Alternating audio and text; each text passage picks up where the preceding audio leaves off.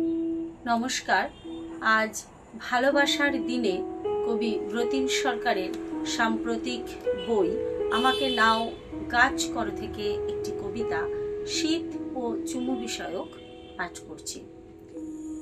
শীত শেষ হয়ে এলো, বর্ণমালা জুড়ে পড়ে থাকলো গৃহস্থ।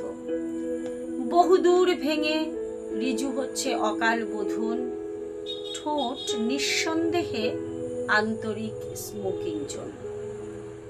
একলা এক ভাগ চাষি আনাজ নিয়ে দাঁড়িয়ে থাকে ক্ষেত থেকে দূরে অপরিচিত পিচ রাস্তায়। সেও তো দুব্বা ঘাসে চুমু খায়, ধুলে তুলে মেপে রাখে বর্ষাকাল। কাকে বলে অক্সিমোরন? সরার উপর একে রাখি জল, একে রাখি ভাত, লেপে রাখি শাক। যাক, সে সংক্রান্তি দূরেই চলে।